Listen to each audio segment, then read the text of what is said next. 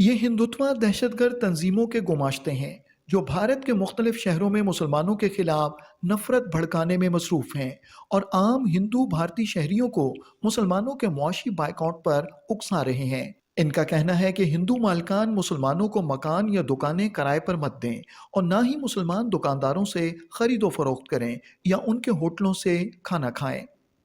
بھارت کی کچھ ریاستوں میں مقیم مسلمان میٹ ایکسپورٹ کے کاروبار سے وابستہ ہیں، لیکن مودی حکومت نے ان کے میٹ پروسیسنگ پلانٹس بند کر دیے ہیں۔ ہماری جو ٹرن اوور ریگولر ایئرلی ہوتا تھا وہ 1000 CRs کا ہو جاتا تھا اور 1500 سے 2000 لوگ ہماری کمپنی کے امپلائی بھی تھے جو کام کرتے تھے، اور جو سپلائر ہوتے ہیں ان کی پیچھے کی جو فیملی ہوتی ہیں 15 سے 20 ہزار لوگ اس میں، کیونکہ پوری چین ہوتی ہے اس بزنس کے اندر، تو وہ سب متاثر ہوئے ہیں اس کام سے۔ لگ بھگ 6 سالوں سے فیکٹری بند کر دیا انہوں نے ہمارا۔ پالیسی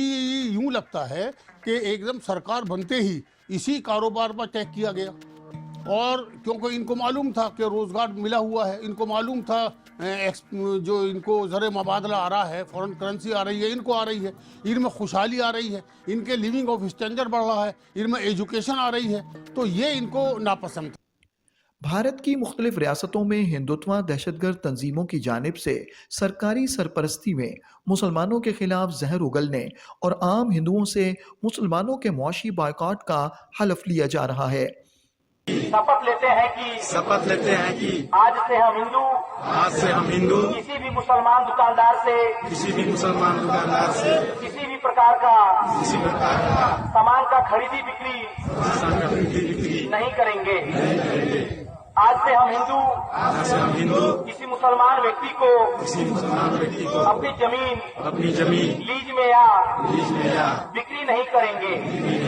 ہمارے سے نویدن کروں گا، ہاتھ جوڑ کے سب کے آدھار کارڈ دیکھو، جو مسلمان ہو اس کو اپنا مکان کوئی بھی زمین مت دو۔ جہاں ایک طرف ہندو انتہا پسند مسلمانوں کے معاشی بائیکاٹ کی کال دے رہے ہیں، وہیں بھارتی حکومت مسلمانوں کے رہائشی مکانات، کاروباری مراکز اور مساجد کو مسمار کرنے میں مصروف ہے۔ This used to be a bustling cluster of Muslim-owned shops, businesses and homes that have now been reduced to rubble by Indian authorities.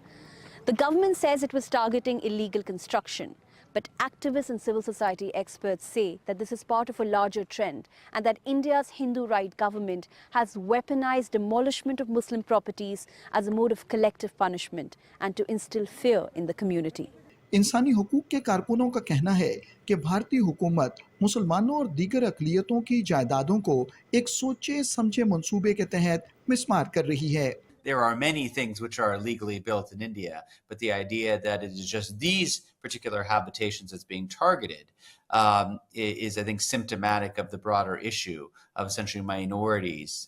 being targeted because of their beliefs. The state is sort of giving or granting a broad permission structure under which these groups are allowed to act with impunity. اقوام عالم کی ذمہ داری ہے کہ وہ بھارت میں مسلمانوں اور دیگر اقلیتوں کے خلاف مودی حکومت کے بڑھتے ہوئے مظالم کا نوٹس لیں اور ہندوتوا دہشت گردی کے عفریت کو قابو کرنے کے لیے عملی اقدامات کریں۔ درست ہر وقت بر وقت